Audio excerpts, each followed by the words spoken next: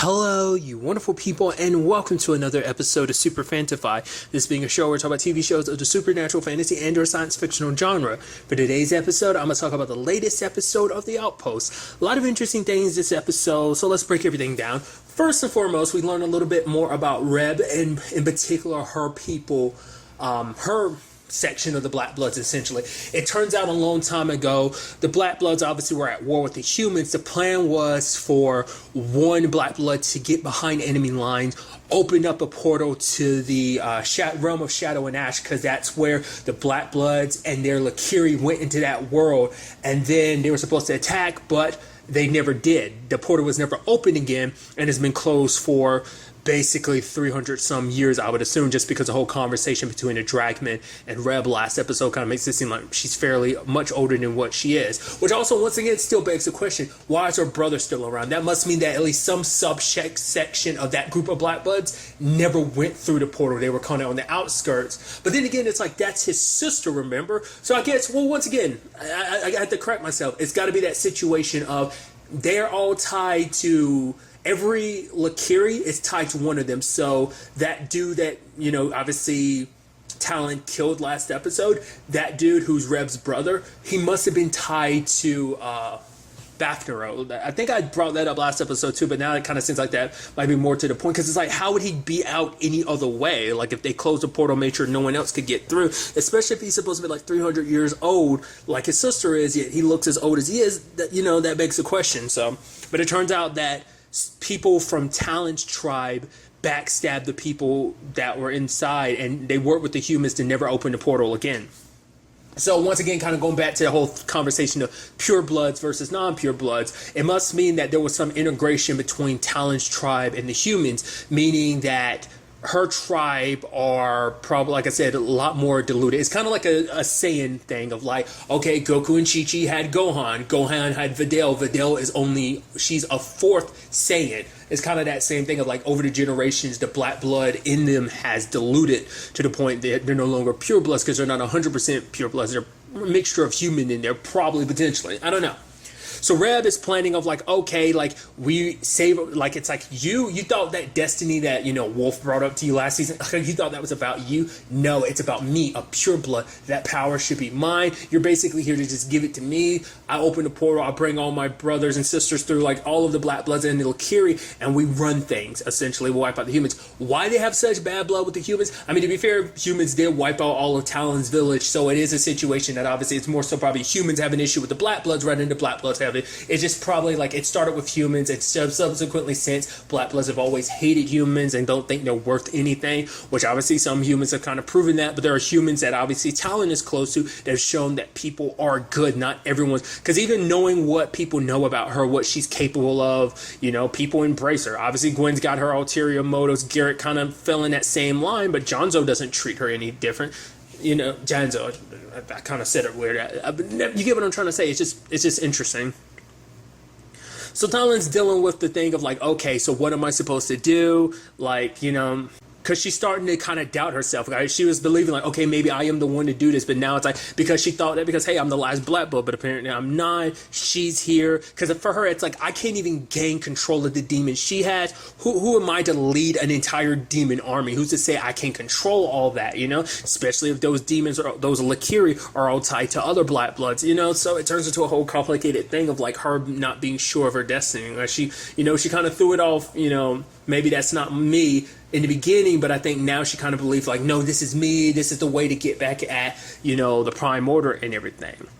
Nevertheless, obviously Gwen is drinking. At first I was like, oh, this must be about Garrett, which obviously they kind of did that last episode, but I thought she was still drinking. But it's like, no, everyone she ever reached out to, the other Barons and all these other high-powered people, have all decided to side with the Prime Order. Now, I'm wondering, is that why Naya gave that suggestion to her, because she knew no one was ever going to stand up against them? Or she said that knowing that the Prime Order already went after these people? Maybe that was the whole point. Maybe the whole point was for her to give, Gwen that idea and then kind of break her spirits by realizing that no one's on her side. I did like that Jonzo ended up giving her a drink that kind of immediately kind of snapped her out of the drinking and stuff like that. It was kind of an immediate hair of dog type of situation. Ain't that like supposed to be like the cure for like hangovers and stuff like that. I think that's what it's called. But it kind of giving her a mad headache at the same time. But Gwen just kind of lost because it's like, oh, we need to find like a new base commander. It's like she's not going to replace Garrett. But it's like you're not finding someone to replace Garrett. Just someone to kind of lead, this place, And she's just snapping at Talon. It's like, where's my demon army?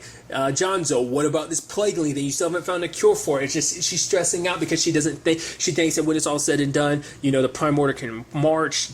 She'll have to sacrifice herself and plead for mercy that her life would be enough that the people the Outpost would be spared. But Talon is like, no, when it comes time to lead the army, it's going to be you because you're the smartest person. You're smarter than any man I know. And I love Johnson being like, smarter than any. She hits him to kind of shut him up, and it's like, right. And it's like, you don't have to do this alone. You got me, and you got Talon and Janzo. We're your friends. That's what we're here for. So I thought that was kind of nice. Obviously there's a Baron that shows up. He's kind of an asshole. He's kind of a very jockey dude thinking he's hot shit. He's like, oh yeah, like me and you. He wants her hand in marriage. He's like, oh, the fact of the matter is, like, you don't even have to share a bear with me, but I think eventually you want to, because I've been heard I'm pretty good at it. It's like, could you be more scummy? Like, you would think the whole point is to come in and be a little chivalrous and whatnot to kind of gain her trust, but now you're just immediately she just looks at you just nothing but like a toxic meathead, He's just so scummy.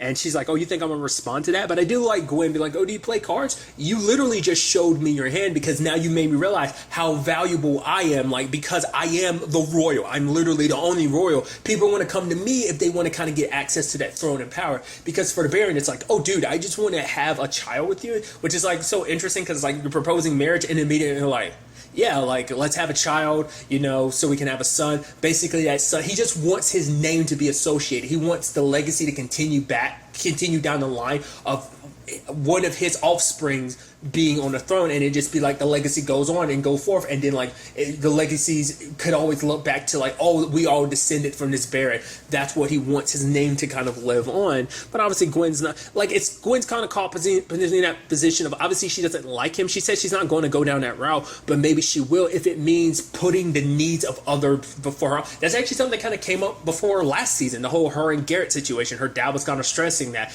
like, he even told Garrett that, like, her position is more important than you. It ain't about me. It's not about you. It's not about what you want. It's not even what about she wants. It's what's necessary for this world against the Prime Order. And I think maybe Gwen might start thinking like that. So if she needs the allies and the numbers need to fight this fight, then she might just say yes just for it. Doesn't mean, he even says himself, you don't even have to love me. The fact of the matter is, you could have other lovers. Hell, I'll have other ones. So it's like, okay. So there's that. There's, interestingly enough, the conversation between Gwen and Talon as well that I really like, of like, Garrett loved you, and she's kind of pushing me off. I don't know about to talk like about this, but she does say like, because Talon is telling her like Garrett was one of a kind. She's like, I met plenty of dudes, but no one was like Garrett. The fact is, the whole thing is he can't be replaced. And there's a whole situation of like, oh, what about Janzo? Which, you have Talon being like, what? No, I love him, but not like that. It's like, come on, he's totally into you. But now the whole thing is like what she's going to do about the Baron. Like, like I said, I still think my thought is right, but we'll ultimately have to wait and see in that regard. I do like that literally Gwen is helping. It's like, oh, Talon, she needs love in her life. Naya, I need you to go spruce up Jonzo. I want you to make Jonzo presentable, someone that Talon would like. She's like, wait, what? He's kind of a lost cause or whatever. It's like, I order you to do it. And now she's being ordered to play matchmaker, to help out Jonzo, fix up his hair a bit, make him stand up straight, basically get him more confident. I even love Mutt. It's kind of like, whoa. And so that was kind of pretty neat.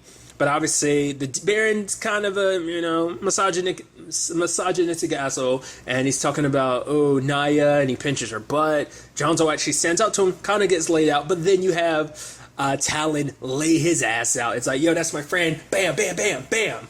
And she's like, come on, get up. He's like, actually, I'd rather stay down here and catch my breath. She's like, see, you are smarter than I thought. I was like, yeah, embarrassment. Because I love his line of being like, what's with all the women in this town? They're crazy. It's like the prettier they get or the crazy they are. So there's that. Interestingly enough, his advisor, Gertrucia, is Eleanor's sister. Now that was interesting. It's interesting that Eleanor's in a position that she's in, but her sister's kind of like, originally, like, for the Baron's father, she was his governor's governess, and now it's like, oh, now I'm the advisor, kind of nanny, but more so advisor role to the Baron. And you kind of see why he probably would need one, because he's just, who's to say if this is how he always acts, or whether it's just a new thing, whatever the case may be. But it is a interesting situation. I'm curious to kind of dig deeper into that history of, like, you know, it seems like Eleanor kind of has issues with them. I guess, like, you know, we'll just call her Gertie, has always been more of the more profound sister, always kind of having the more higher position, you know, and Eleanor always kind of felt looked down upon. So that's for her. She was like, okay, they're going to be here and everything. Let's show her up and whatnot. That's what she wants to do, you know.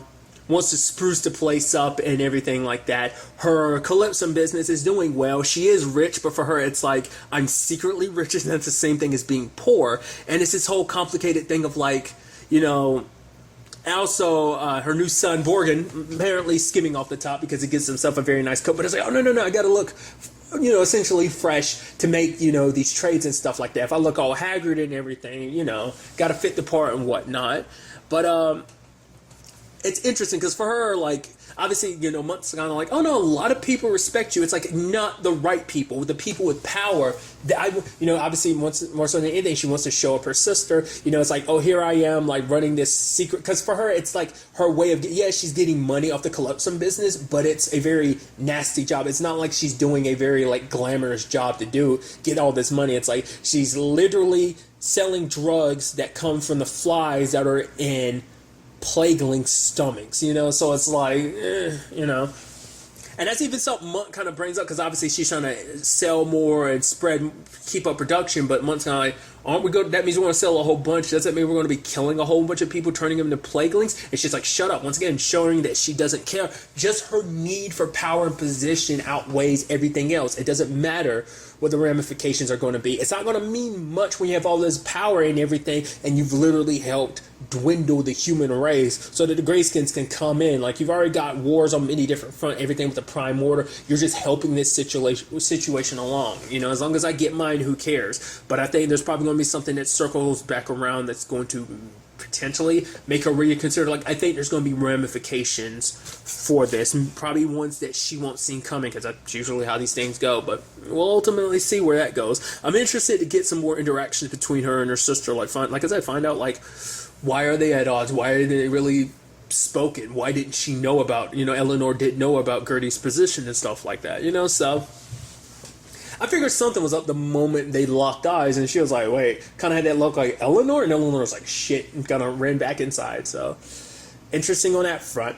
Another aspect to this whole thing is, obviously, you know, in her mind, Talon thinks it's like, no, the right thing to do is to give this over to her. It's like, for one, it's like, yeah, that's your people. I get it. There's that side of things of, like, you thought you were the last of your people. There's more out there. Granted, just because they're black bloods doesn't mean, you know, blood doesn't determine family, essentially. Because you can make, I think the argument could be made, all the people that are around her, the people that she cares about, they are more family to her than these black bloods, people she doesn't know. But these people, they don't share your black blood. Jonzo and Gwen, yet they're still so important to you. They are family to you. So I think that in itself kind of speaks volumes, you know? So, but for Talon, it's like, you know, in the end, it's like, no, I give this to them. Like, she'll be the one that fulfills the prophecy, which Jonzo was like, you can't be this naive. They'll wipe out humans. They literally were planning to do that before, but she's like, no, I'll talk them into spirit. It's like, it's not going to go that way, Talon. It's just because she's so defeated that she thinks, like, this is the best way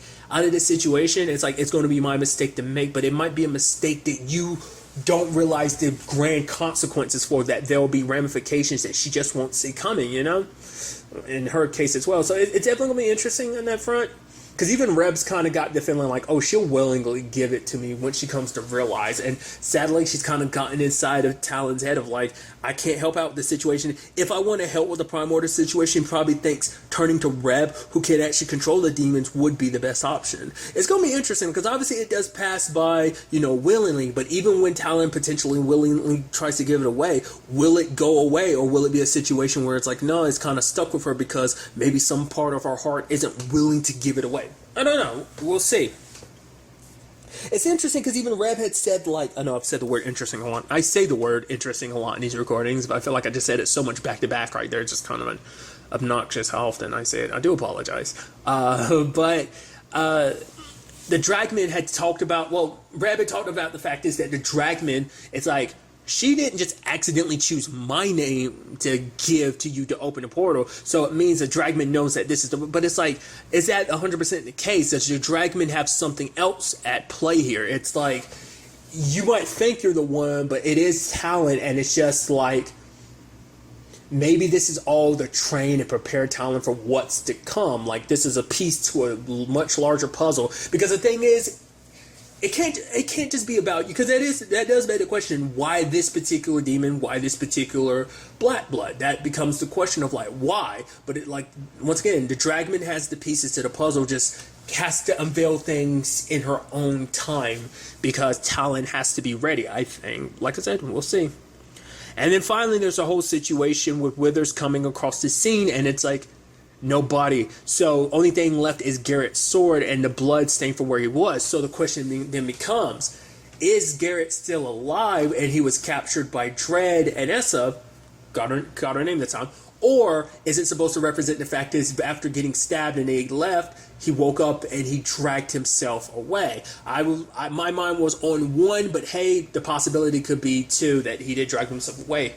We'll ultimately have to wait and see where all of this ultimately takes us going forward into the next episode. But really, that's all I wanted to talk about. Till the next time we meet, be happy, be safe, live life to the fullest, and enjoy it. Good day and goodbye.